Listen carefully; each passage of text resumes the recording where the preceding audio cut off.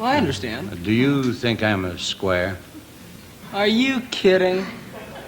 All us hip kids think you're the hippest old person around. Some stars shine so brightly we feel they'll never fade, becoming part of our lives through film and music. But when their lives end suddenly, especially in plane accidents, the loss is even more profound.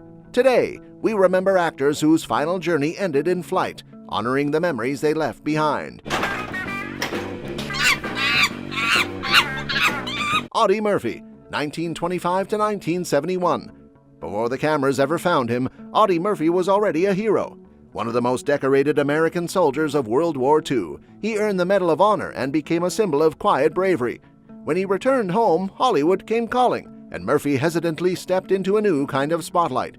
He played himself in To Hell and Back, based on his wartime memoir, and went on to star in over 40 films, but success didn't bring ease. Murphy battled PTSD and financial hardships, filing for bankruptcy in the late 1960s. In May 1971, hoping to rebuild his life, he boarded a small plane for a business trip to Virginia. The aircraft crashed into a forested mountain, no survivors. He was only 45. Audie Murphy was buried with full military honors in Arlington National Cemetery.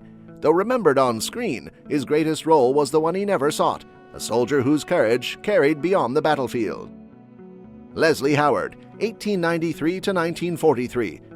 British actor Leslie Howard had the kind of face that carried Shakespearean gravitas and old-world charm. His breakthrough came with Pygmalion, but American audiences remember him most fondly as Ashley Wilkes in Gone with the Wind, a quiet, thoughtful presence in a stormy Southern drama. But Howard's career was far more than just cinema. When war came to Europe, he took on a new role, a patriot. He made propaganda films for the Allied cause and worked behind the scenes to support Britain's efforts in World War II. On June 1, 1943, while returning from a diplomatic trip to Portugal, the commercial aircraft he boarded was shot down over the Bay of Biscay by German forces. All 17 passengers were killed. Rumors circulated for years about the real purpose of his mission, and official records remain sealed until 2043. Regardless of mystery, what remains clear is this: Leslie Howard was more than an actor. He was a man of conviction, and he gave his life to service in his country.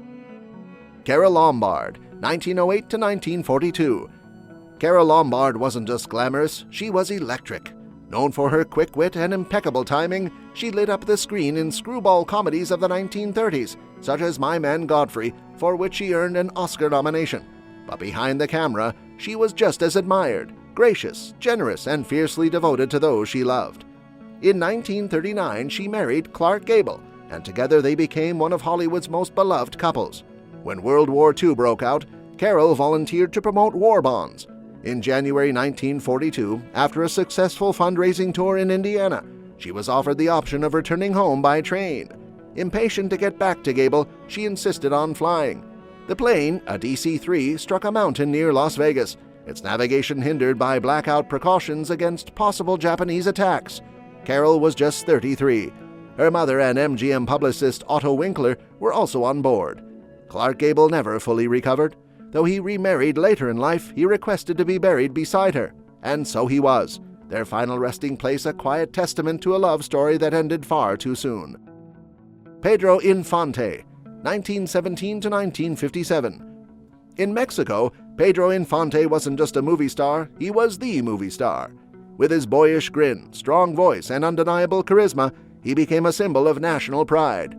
Known as El Idolo de Mexico, he starred in over 60 films and recorded more than 300 songs, many of which are still cherished today. Infante had a passion for flying. He even owned his own plane, a modified C-87, a military aircraft repurposed for personal use. He had survived 2 crashes before, but on April 15, 1957, luck ran out. Taking off from Mérida en route to Mexico City, his plane lost control and crashed. He was just 39. A memorial now stands at the crash site. Every April, fans gather to honor his life with music and flowers. Decades have passed, but for millions, Pedro Infante remains the voice of a generation and a national treasure whose memory soars on. Eve Meyer, 1928 to 1977.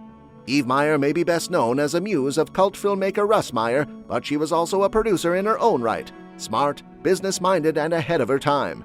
Once a Playboy centerfold and pin-up model, she worked behind the scenes on films like Faster Pussycat, Kill Kill, and Beyond the Valley of the Dolls, co-written by the legendary Roger Ebert. Eve was a frequent traveler, and in March 1977, she boarded a KLM flight from the Canary Islands. That day would become infamous. Due to a chain of miscommunications, two jumbo jets collided on the runway at Tenerife Airport in one of the worst aviation disasters in history. She was 48. Though associated with a niche corner of cinema, Eve's contributions as a creative force are remembered by film historians and cult fans alike, and her loss is one thread in a vast tragedy that changed aviation safety forever. Bill Graham, 1931 to 1991. While not widely known for acting, Bill Graham shaped the cultural stage on which music legends stood. A Holocaust survivor who became one of the most influential concert promoters in history, he brought acts like the Rolling Stones, Grateful Dead, and Santana to millions. Bill had a larger-than-life energy, and it naturally led him to appear in a few iconic films, including Apocalypse Now and A Star is Born. He was always close to the creative spark, on stage or behind the camera. In 1991, Graham was returning home from a charity concert when tragedy struck. Ignoring weather warnings, the pilot of his helicopter took off in heavy fog. The aircraft crashed into a high-voltage tower near Vallejo, California. Bill Graham was 60 years old. The music world lost a titan that day, yet his legacy plays on in every live concert, every massive festival, and every time a spotlight rises on stage. Bill made sure the show always went on. Dean Paul Martin, 1951 to 1987. Dean Paul Martin inherited charm from his famous father, crooner Dean Martin, but he quickly proved he was much more than a famous name. First, he turned heads on the tennis court, even competing at Wimbledon. Then came acting roles in both film and television, where he brought quiet depth and poise to every part he played. But Dean's real passion was the sky. He joined the U.S. Air Force and became a fighter pilot, dedicated, disciplined, and proud to serve. In March 1987, during a training mission in California, Dean's F-4 Phantom jet disappeared in a snowstorm. Hours later, search teams confirmed the tragic news. The plane had struck a mountainside. Both Dean and his weapons officer were killed. He was just 35. His death was a blow to his family, his colleagues, and all who saw in him a bright future. A man of heart, talent, and courage, remembered with reverence by those who knew the sky was always calling him. John Denver, 1943 to 1997. John Denver's voice was like a warm breeze on a mountain morning. His songs, Take Me Home Country Roads, Annie's Song, Rocky Mountain High, painted pictures of open skies and quiet places. For many, his music was the sound of home. But Denver was more than a musician. With his easygoing charm, he found his way into film and television, even starring in the hit movie Oh God alongside George Burns. He had a natural warmth that made him feel like someone you'd known your whole life. Flying was another passion of his. He loved the freedom of the skies. On October 12, 1997, he was piloting a small experimental plane over California when the aircraft crashed into Monterey Bay. He was just 53. Though he's no longer with us, John Denver's voice still echoes across the hills, a gentle reminder of the beauty he gave to the world. Barry Berenson, 1948 to 2001. Barry Berenson was known in many circles as a fashion photographer, as the sister of actress Marissa Berenson, and as the wife of Psycho star Anthony Perkins. But to those who knew her, she was far more than her titles. She was thoughtful, artistic, and deeply devoted to her family. Barry took occasional roles in film, including Remember My Name and Cat People, often working alongside her husband. After Perkins died in 1992, Barry focused on raising their children and carrying on with quiet dignity. On September 11, 2001, Barry was returning home to Los Angeles from a vacation in Cape Cod. She boarded American Airlines Flight 11, the same flight that would be hijacked and flown into the World Trade Center.